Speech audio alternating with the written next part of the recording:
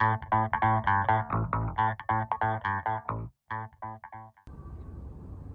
guys, so today I'll be replacing my alternator. My alternator have gone bad, and the best way to check it is connect a voltmeter to the battery and turn the car on, and if your voltage is less than 14.3 volts, or if it's higher than 14.7, that means your alternator is really weak. If it's lower or if it's higher, that means it's putting out a lot more voltage than it should, which is going to damage your battery. So in my case, it was much lower, and that means this is pretty much gone bad. So I'm going to have to replace it. So it's a V6 engine, and I know there are a lot of videos on YouTube, not a whole lot, but whatever there is, kind of like, I try to do the best way.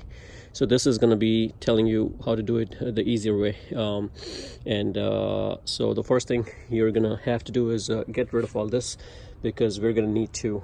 So the first thing I would recommend doing is starting with draining your coolant. So drain it in a clean pan. If you want to reuse it, it is okay to reuse it as long as there are no contaminants in there.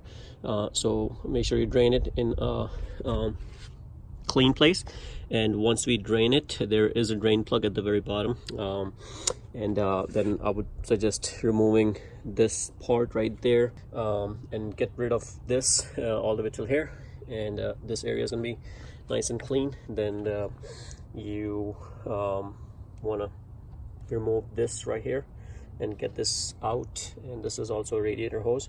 So if you drain your radiator, you're not going to have any overflow or anything like that.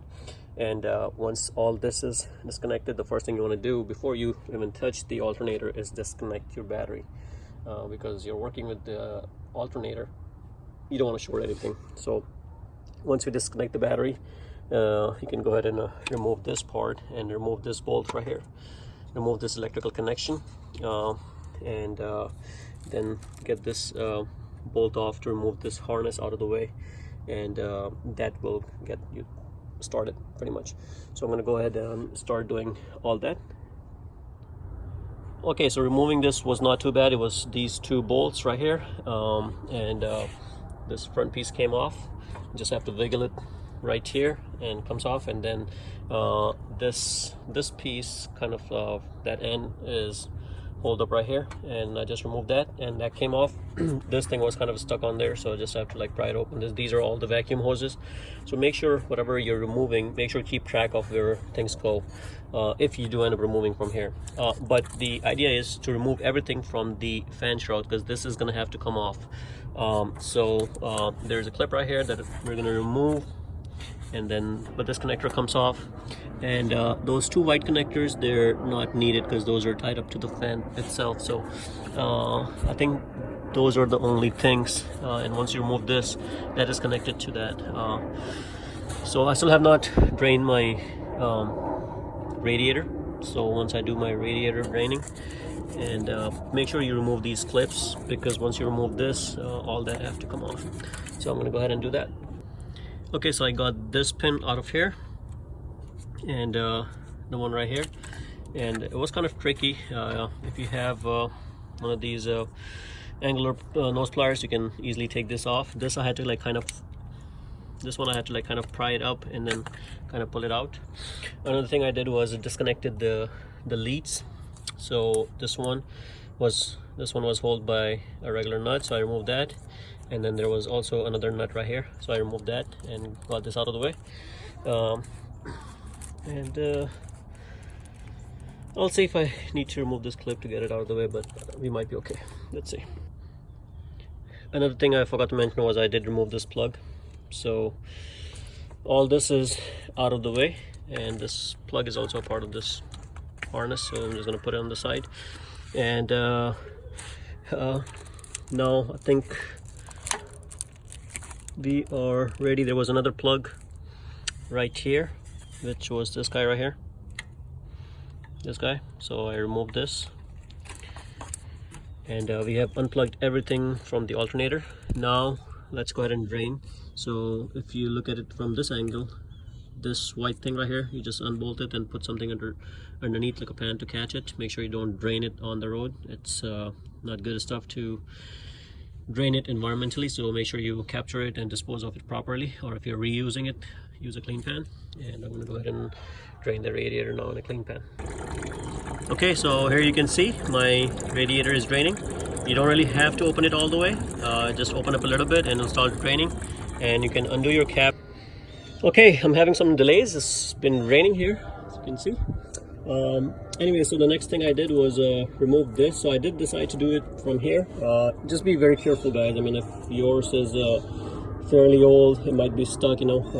One best way of removing it is holding it with this and kind of twisting it back and forth, but be very careful because this is a plastic piece, you can easily break it.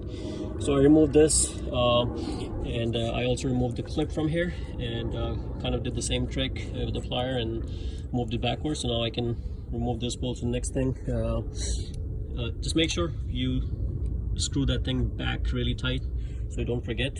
So my radiator is drained, and my hoses are off. After I drain it, make sure you don't remove it when it's before draining. You can do it while it's draining, because as soon as you remove this, you're going to see the flow will increase because the air goes in, the system replaces the fluid. I think before I remove the alternator, I'm going to get this fan out, and to get the fan out, we have already disconnected everything else. This is a clip that you just squeeze in and pull this out. There are 3 of them. One is in the center and the other one is right here. And get this hose off either from here or lift it from here so you can take out the whole thing. And it's gonna be a little bit tricky from here, but all you have to do is just kind of bypass this guy and just remove this, get this cover out of the way, and get this hose out of the way, and just pull it out. Just make sure all the electrical connectors from here is off and all the clips are off, and then it will be an easy pull out. To remove the fan, one tip I'm going to give you guys is better if you remove the heat shield off. There are 3 bolts that is holding off these 2, and then there's one right here, and the heat shield come off. You may have to take this connector off, which is your oxygen sensor. And another thing I did was I removed this screw right from here to get this loose, so I have some more room. And I also removed the valve, the cover for the air conditioning charging port. And now once you undo the clips and remove the hose, this is going to be an easy out. So that's one of the tips that I've learned. You can't really do it without it.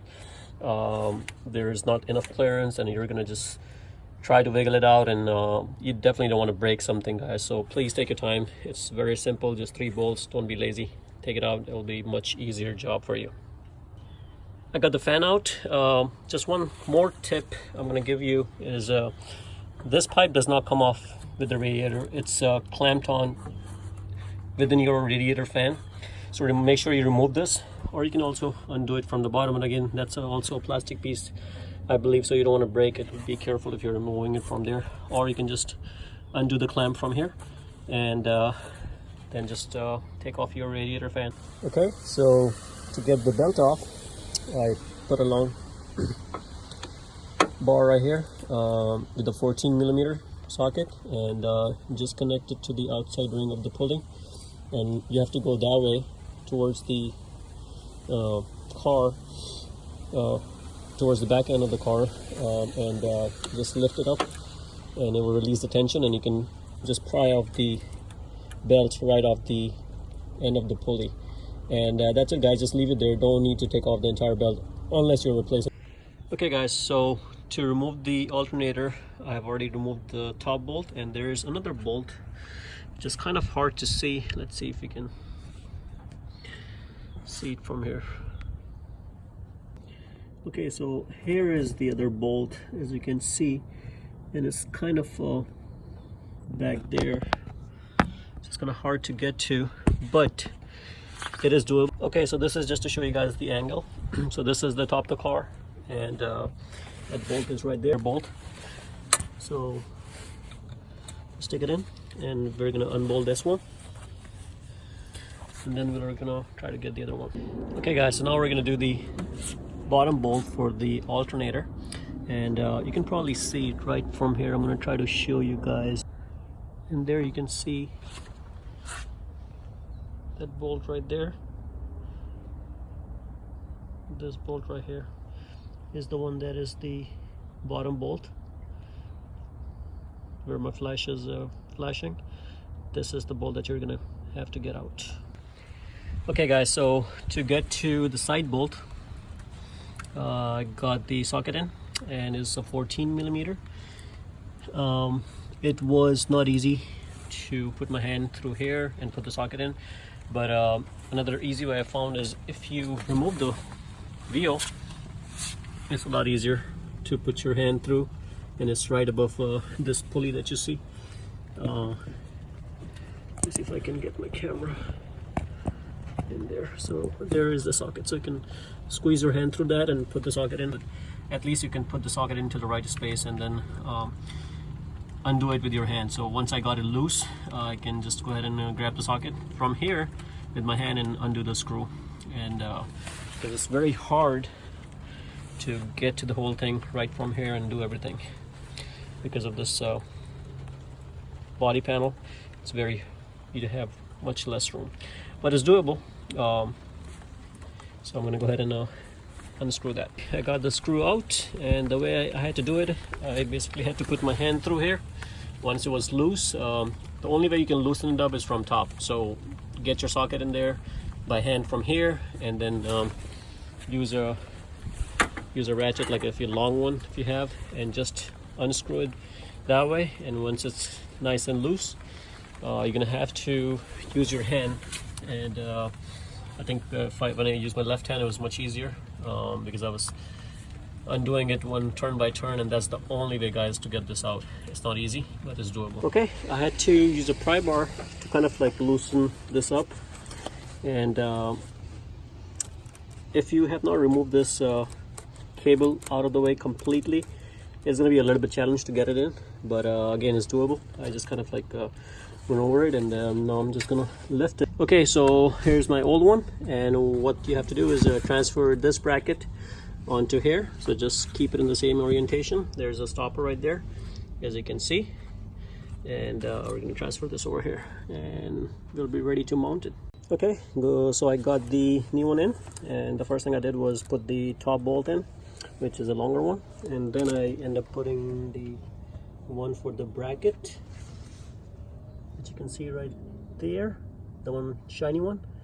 And now is the tricky part, to put the other one, the one from here. So again, I'm gonna do it from the access panel. So the access panel, I took the bolt from here and put it in. You can feel it with your hand. If you go from here, it's right above this pulley, just like the way we removed it. And put the bolt in and tied it by hand as much as you can.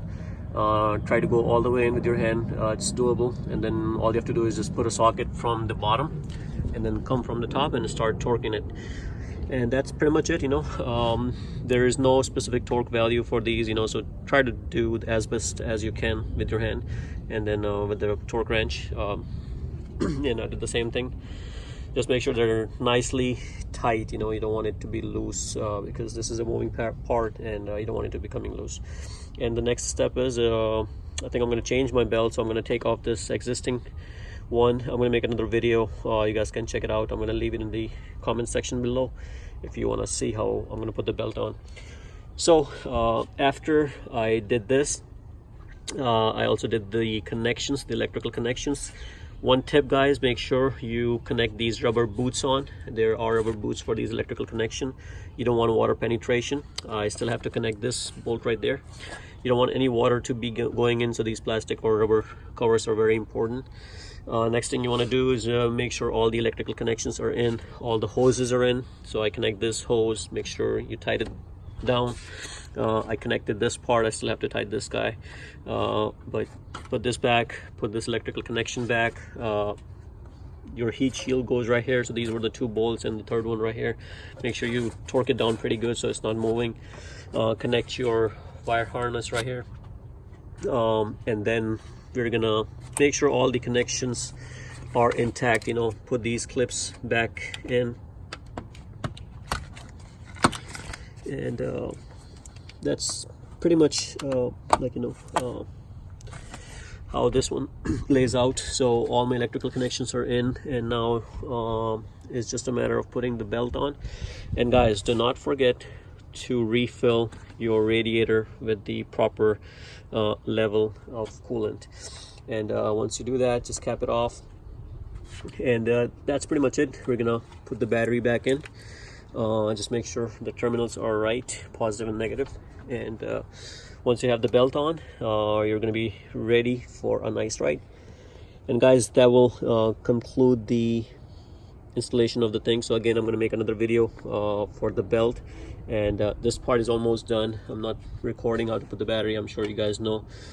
Don't forget to connect the air intake. I'm leaving mine off because I have to do the spark plugs, and I'm going to make another video for that.